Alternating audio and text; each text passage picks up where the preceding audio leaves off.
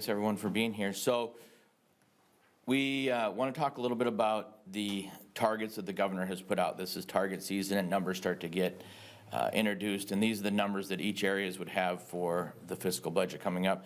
And the governor's targets have been released. And I just have to say, this self-proclaimed education governor has proposed the largest cuts that I've seen of any of the governors I've worked with in my time down here. The governor is currently asking for $250 million in cuts to funding for our schools and children, while continuing to fund the priorities of the education department. The governor's plan includes cuts to teachers' pay and professional development, cuts to schools and education programs, cuts to services for children with special needs, denying textbook for school-aged children, and more money for state bureaucrats to micromanage our schools. Our plan, the Republican plan to save the schools, is very simple. We want to restore local control and education innovation, provide schools with funding flexibility. The resources are available for them if we allow them to move things and not just lock things into funds, and providing schools with mandate relief. These are the core elements. And I'll just leave it at this before I turn it over to my colleagues.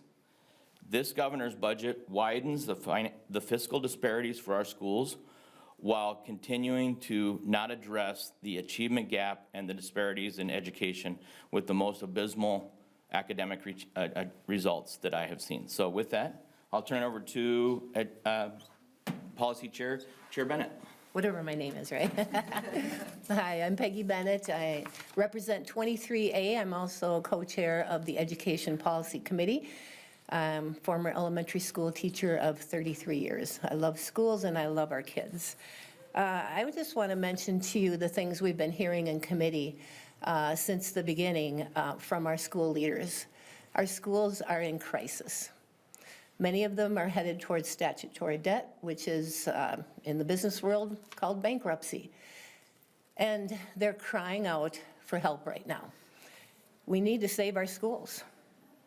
So one of the many things they're talking about most are the onslaught of mandates that happened over the last 2 years that the legislature forced upon our schools. And though some of them were funded, and though they got a huge amount, unprecedented amount of funding from the last budget cycle, they're in trouble. Some of those mandates were not funded or not fully funded, and it's hurting our schools. At one point, one of the superintendents last year, when hearing about these mandates, called them torpedoes, and they truly are. Only it was a salvo. It wasn't just one or two. 65 plus new mandates. I want to quote a superintendent from this year. Because of some of these mandates, he says, we're having to cut teachers and paras so we can pay people to stay home over the summer and not work. Does this even make sense? It doesn't. So we're headed towards a record-breaking $6 billion deficit in 2 years. We don't have the money to bail our schools out right now. We're in a really tough place. We had not to mention the $18 billion spending spree that the legislature went on over 2 years. We also raised taxes by $10 billion. We grew government by 40%. Things need to change. We need to save our schools. And are we going to believe these school leaders or not? I believe them. They're in trouble. We don't want our schools to close or have cut all these teachers and cut programs, cut paras.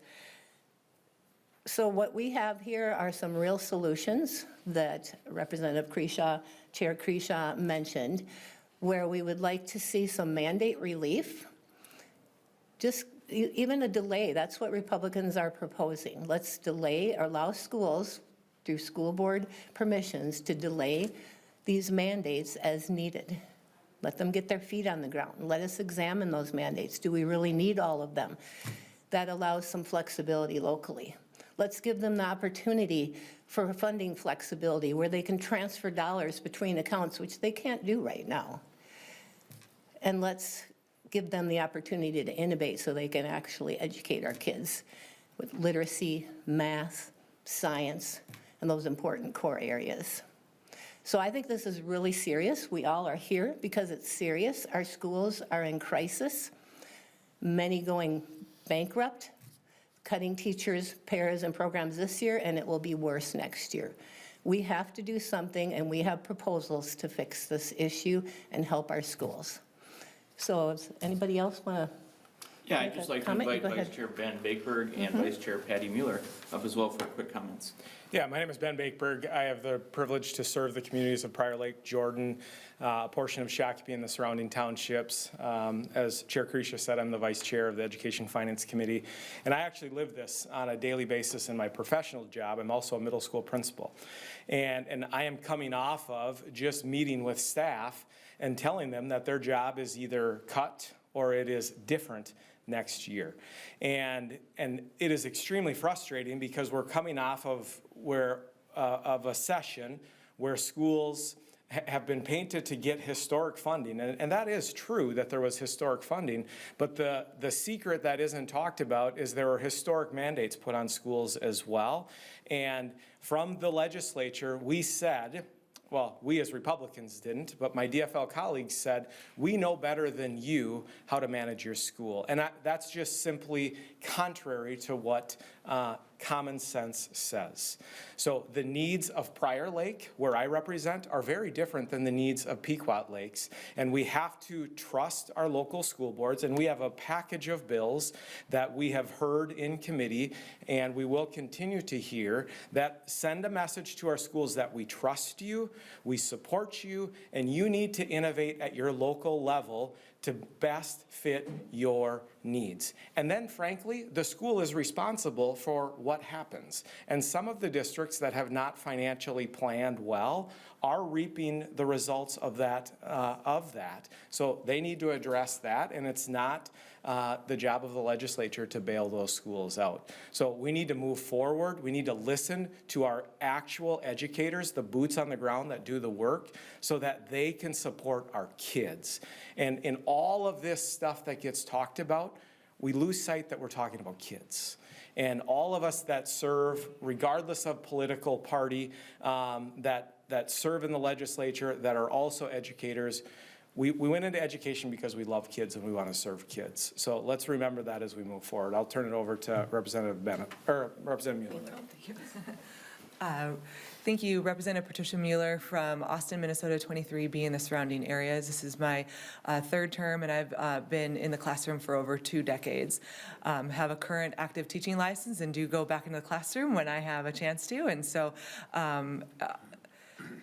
love teaching, love teaching. I want to bring us back to the fact that we have heard from the governor these cuts. And the cuts that we're talking about are not to our agencies. The cuts that we're talking about are special education, are to Q-Comp, which is how some of our teachers are paid.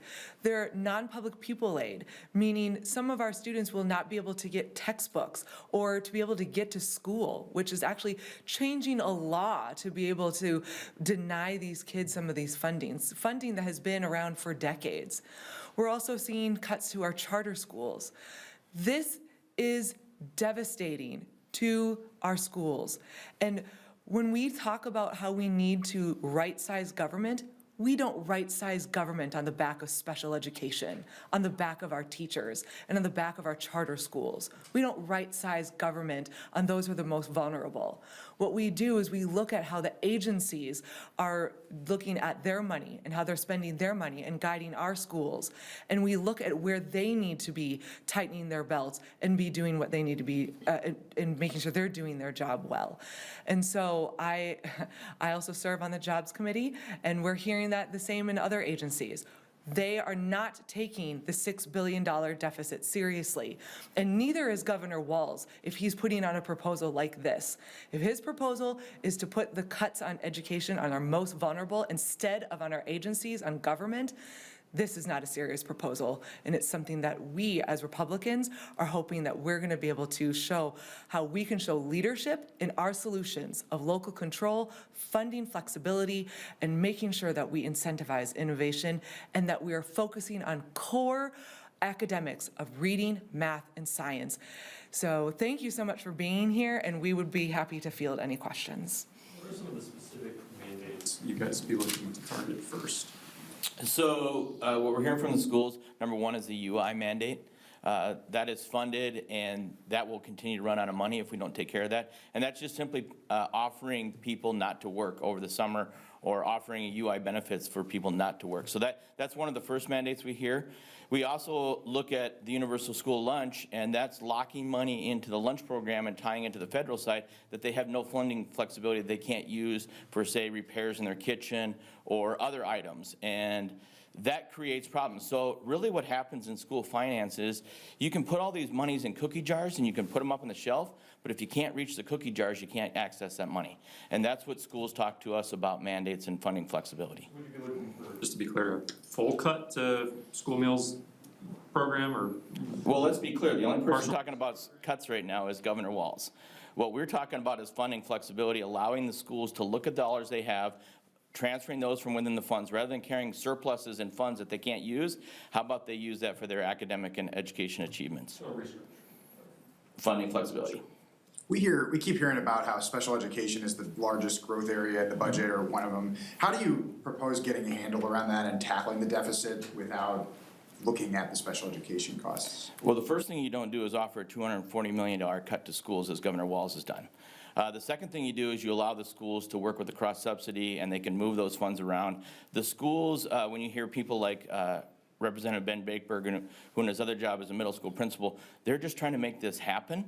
And when I hear from them saying, hey, if you give us the flexibility of funds, we'll be able to retain the teachers, we'll be able to take care of the kids, and we can meet the needs best because we know those. So it really is about giving them the local control and, frankly, the accountability and responsibility they're asking.